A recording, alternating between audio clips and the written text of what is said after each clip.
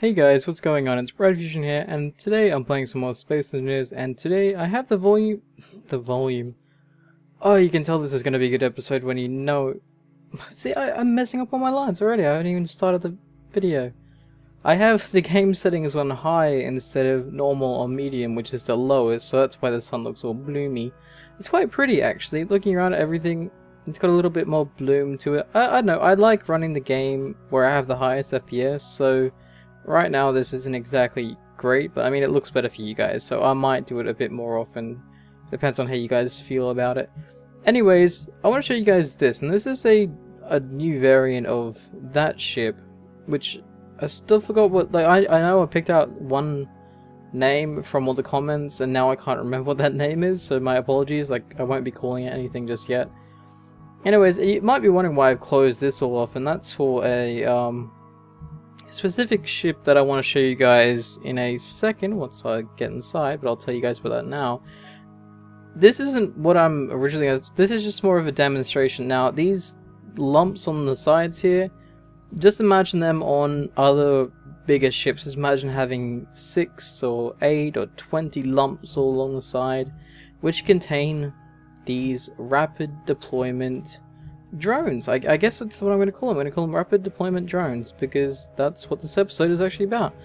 So you can imagine flying the ship around in combat, or you know, just flying a ship into combat, sorry, and so you have someone on your tail, or you need to take out a target. The pilots will run down here off their brake duty, and they'll quickly get inside the ship, which are conveniently parked right there for them. Now, I've kept these ships extremely minuscule, so they have the bare bones basics, and they are extremely maneuverable. Now, I've been flying these around for a bit, and they... Look, I'll just get inside one. So, actually, hang on. Oops. I keep forgetting that when I get out of that, the gravity thing kicks in. I'll start setting the ship in a drift, and I'll get out to show you the main purpose of these, because these are meant to be deployed when the ship itself is moving. So we'll get that up and going now. So let me get inside here. And the ship is still pretty mobile. It's a little bit slower now, obviously, because of the extra weight it has, but other than that, it's still pretty, it's pretty fast, you know, it just takes a while. And once I get up to speed, actually, what speed are we going now? We're going about 34, so I'll slow it down to about 30-ish, just for the sake of it being a round number. Okay, I'll get out of the cockpit now. So, yeah, you know, oh, I can turn the lights on and go meow, but I'm too lazy. So just imagine those lights are flickering red, or, you know, there's battle stations, alarm going off. So you get inside your ship here, inside the cockpit. Now it's locked in perfectly fine, and what you're going to do here is you're going to disengage the lock, and what you're going to do is you're going to fly out and engage in any hostiles you see. And like I said, this ship is so damn quick. Now the only bad thing about the ship is obviously it has very little armor, but other than the armor, it is really quick. Like, I've already picked up maximum speed just in a few seconds right then. And like I said, it can turn, it can fly really well. And I'll show you guys more about the components in a second. But it does have, it has 2 chain guns and 2 rocket pods. So it can deal with taking out targets quite effectively. The only downside to a ship being so light, you guys can see the mass and everything below. The only bad side about that is when I fire the chain guns, obviously it's going to affect the ship quite a fair bit, so there is that downside, but it's easy for hit and run targets, or whoa, I had drifters on, and it slows down really quickly too. So I keep calling them drifters. It's when I have the dampeners off, I'll just call it drifters. Just that's my thing, I guess. But yeah, like I said, this ship is really quick, and it's really good. Like I said, taking out quick targets. If you have someone following you, you can easily go take it out and then fly back. The only problem with this is something I actually haven't tested, and that is docking these back in, obviously having such a small space. But you can imagine in a multiplayer instance, like a large capital ship or something, with say 10 or 20 of these, and all of them just get deployed at once. I think that would be the best looking thing you can possibly see, because it's so nimble, and they'd be extremely hard to hit as well. So here I am catching back up the ship. Like I said, I want to show you guys this because this is really cool. Actually, before I catch back up, we'll start drifting towards it. Okay, where did it go? Did I seriously just lose the ship I jumped out of? What? No, that's confusing. I was right inside the ship, and now I don't know where it is. That's weird. Because I literally just jumped out of it, and then it's gone. Okay, well I'll go back to the ship and I'll pull out another one then. I don't exactly get what happened then. I mean, probably me. I probably did something wrong. Anyway, that was a bit weird. So here we are coming up to this ship, and I'll get into the other one. I'll tell you guys the basics of what it has and everything like that. So here we are, come back in the ship.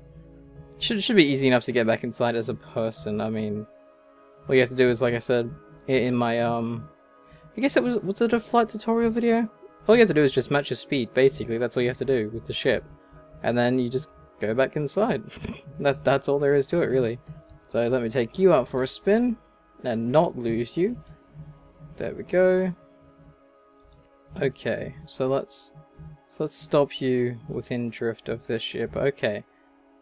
Can you stop going forward? There we go. Okay, so the basics of this, like I said, it's all mainly components. The only thing that isn't components, or the only armor, is these 3 blocks on the back here. Because this is where I had a landing gear, but I thought it was a bit too hard to land the ship using the back of it, so I put the landing gear on the bottom, and it also makes it a lot easier to get into as well. So to start off, where's the... Actually, I'll break this one to pieces. Hang on. Let me, whoops. Let me copy you. And I will... Oops, let me stop moving here. It's really finicky because I'm in this space. Okay, there we go. So I'll just cut this one to pieces anyway. So, cutting the back off, if that's what you'd really... Oops, my fault. Cut that a little bit too deep. So, pretty much it's all built around, like, I have the one reactor as the main thing there, then I have the engines, all 4 directions on the sides. Whoops, I'm breaking more of it as I try to demonstrate it. But yeah, so all engines in 4 places, and I have a few more reactors on the back here. All 4 engines facing the back. Right? I think I had 6. Did I have 6? Yes, I had 6. 6 facing back, and then the engines on the front. I think I only had 2 of them because I had the weapons down the bottom. But you guys can easily see how that functions. And this only had 2 gyros, amazingly, because it's so light and so nimble. It only needs 2 to function. And then you've got, like I said, the weapons either side and the landing gear. And like I said, the armor on the back as well. So that's the basics of the ship. If you guys want to design it yourself, it's pretty easy. I'm sure a ton of people have already done something like this. But I just thought it would be neat to show you that off, and also going to like a pod like that. So you can just imagine, like I said, a massive capital ship with all like pods all along the side, and just like having 15 or so players get inside of it and just deploying all at the same time. I think it would scare the hell out of the enemy, which would be cool. I'd really like to see that at some point. Maybe when multiplayer comes out, I'll try and get my friends to organize something like that. So let's see if I can get this back inside easily. I mean, I have drifted off a little bit, so it shouldn't be too easy. I think I'm going in the wrong way. Now, the good thing about the size of this gap here as well, which is something I've noticed, let me try and slow down to a stop, is you can actually rotate. At least I've been able to rotate inside this without causing any damage at all, like so. So all you have to do now is go back up, and once you feel you're in position, you lock yourself in and get out and hope it doesn't kick you out. There we go, perfect. So now I'm back in the ship. So yeah, that's the rapid deployment drones, or you guys can name them whatever you want. Something small, something nimble. You guys get to name it whatever you like. I like leaving you guys to name things. So yeah, there's that. And there hasn't been that many changes to the ship. I think I put... Did I show you guys this had lights in it last time? I don't know whether it had lights in when I was doing the last video. I think maybe that was just a thing I was messing around with. But let me go, okay. Where is the big lights here? Oh, did I go past them? Yeah, reflector lights is what they're called. See, I made them red lights, like, because the ship's red, you red lights, you know how that works. So there you go, bright red lights. Jeez, they are really bright. I like the look of that on the new settings, the high settings. It looks really cool. This is my character. Oh, here we go. Thumbnail. Oh. Okay. So yeah, that was the basics of this video. Thank you guys for watching, and I will see you guys next time.